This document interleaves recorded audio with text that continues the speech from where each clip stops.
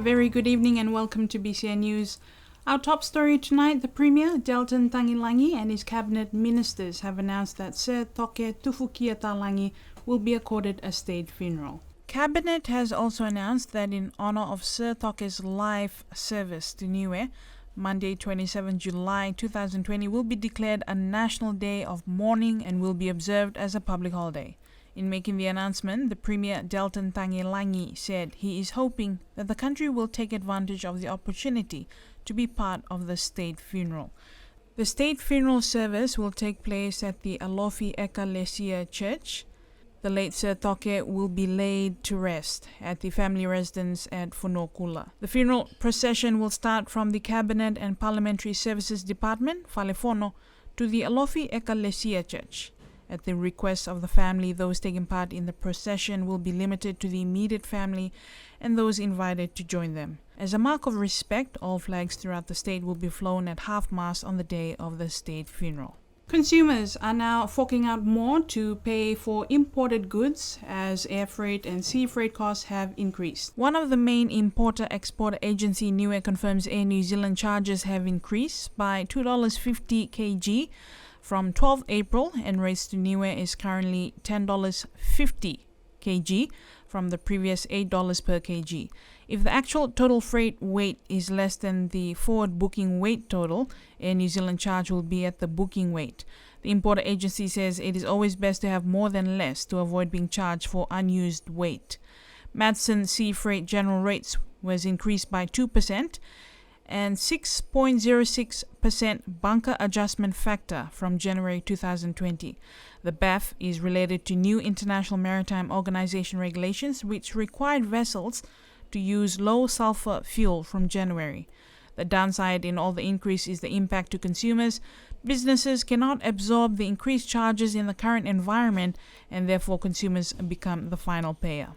Climate change expert Coral Pasisi will be presenting to the United Nations Security Council tomorrow. Coral was invited to present before the Council by the German government's Foreign Affairs, who she has been working with as an advisor on climate change security in preparation for the current presidency of the UN Security Council, along with a group of international climate change security experts. Germany aims to progress the issue of climate change security in the UN Security Council, which normally deals with conflicts around the world. Its objective is to maintain peace and security, but climate change has not been an issue that they've considered in great detail. Pacific leaders have maintained over the last 10 years at least that the climate change issue is the biggest security threat for the Pacific. So this really started about 2 years ago when the German government or Foreign Office asked me to join as an advisor a group of international climate change security experts. So they established a network of 30 what they called experts from around the world to advise them as they entered their term as a Security Council member of the United Nations, and in particular during their presidency of the UN Security Council. They wanted to progress the issue of climate security within the UN Security Council. The UN Security Council normally deals with conflict around the world, wars, and its objective is to maintain peace and security.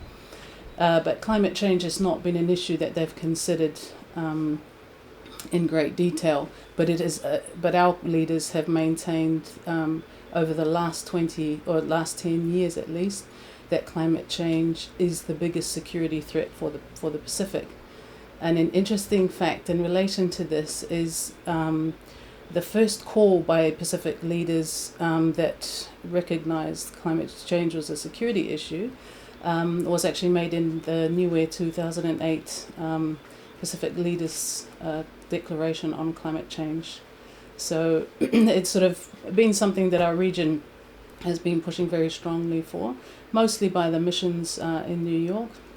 Niue hasn't directly been involved in that, but so I was very fortunate in my personal capacity for them to invite me to be a part of that. Coral only has 5 to 8 minutes to present, so she will be presenting on 3 main issues.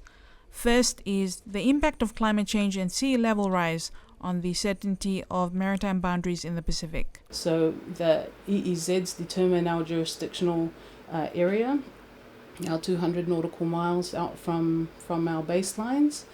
And these are threatened by climate change. Many of those baselines are made up of coral shorelines and keys, which are highly susceptible to climate change. So some of our countries are at risk of losing large jurisdictions, and also some, the lowest lying atolls, potentially their whole countries could be lost. Second is redistribution of tuna migration patterns. So as you know, tuna is one of the largest economic development revenues to countries. Up to 84% of government revenue for some countries is based on fish licensing and tuna catches. So the climate change impact on that is both by way of the migratory patterns. So tuna is expected to move from the west to the east and up into the high sea. So this basically means that the tuna that was caught in the EEZs of many of our countries will now move to the high seas, where the countries who are actually polluting and causing climate change will be able to take them out of the water for free and not pay those licenses to our countries. So this is a huge economic challenge for our countries, who stand to lose up to 20% of the revenues generated by this resource. Third, displacement and forced migration as a result of climate change. We know that long before lands might go underwater, they become so unproductive that they can't sustain human life and livelihoods. So this is already happening in the region. We have in Papua New Guinea, for example, over 6,000 people relocated from the Cataract Islands and some other small atolls in Papua New Guinea to Bougainville to try and move them away from areas of land that are being lost due to coastal erosion, saltwater intrusion, and other climate impacts. It happens in our own country. We have families from Tuvalu who are coming here to get away from the challenges of climate change. That's happened over the last sort of 15 years. And we have examples where Kiribati, for example, has bought land in Fiji for food security and potentially to move populations there due to the impacts of climate change.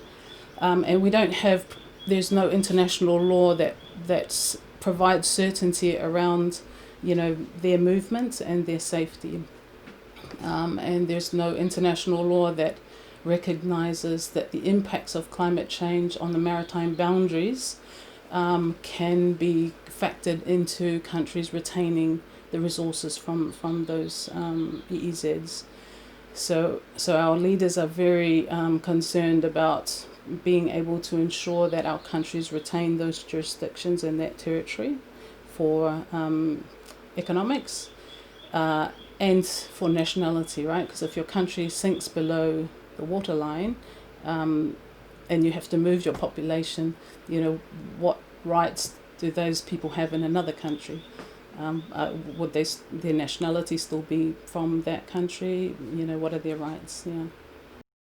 Construction is underway on the northern wall at Sir Robert's Wharf to rectify the damage caused by Tropical Cyclone Tino in January this year. Construction is expected to be completed in 26 weeks. The contractor is Bay Underwater Services New Zealand Limited. We've started 2 weeks ago, and what we're doing is a 53-metre extension on the north face of the wharf.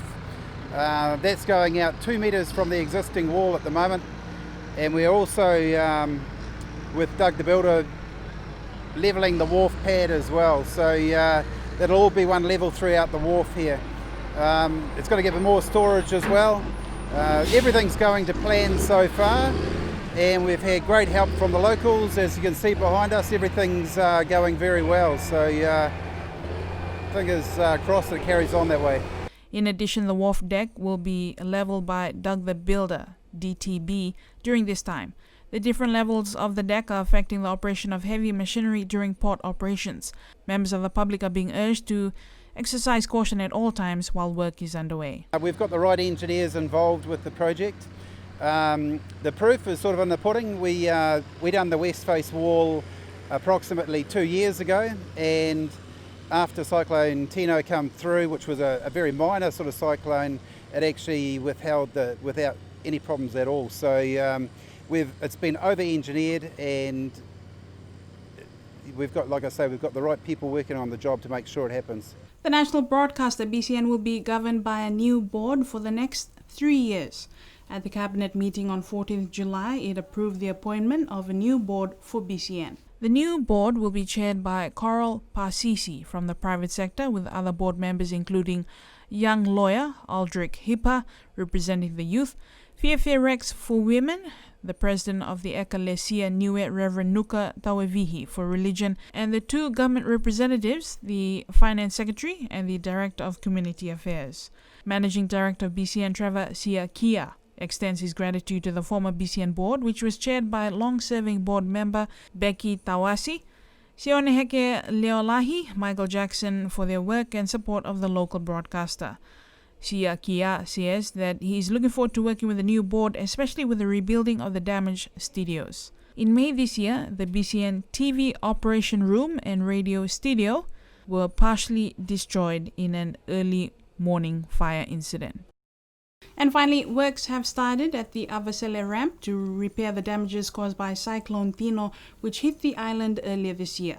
The project is funded by Niue Small Grants Funding, known as SDG program, facilitated by UNDP. The Small Grants Funding provides grants of up to $50,000 directly to local community groups for projects in the areas of biodiversity, climate change mitigation and adaptation, land degradation and sustainable forest management in international waters and chemicals. The Project Management Coordination Unit, PMCU, of the government assists the civil society, NGOs and community-based organizations with their applications. According to the director of PMCU, Felicia Talangi, the recipients of the grant are the implementing partners on the ground. In the case of the Avasele Boat Ramp Rebuild Project, the project is managed and controlled by the Avasele Village Council since the beginning of the week, when work began with the laying of the concrete to replace the damage to the ramp and the retaining walls. The work is expected to be completed by the end of this week. From this round of funding, 7 community groups are successful in the application for small grant funding. They are the Avasele Village Council, Tuapa Women's Club, La Kepa Niue Island Organic Farmers Association, Niue Council of Women, Fisikanai Association, and the Niue Filmmakers Association. And that's your BCN News for tonight and for this week. Thank you for joining us. Do join us same time on Tuesday next week. You have a safe weekend.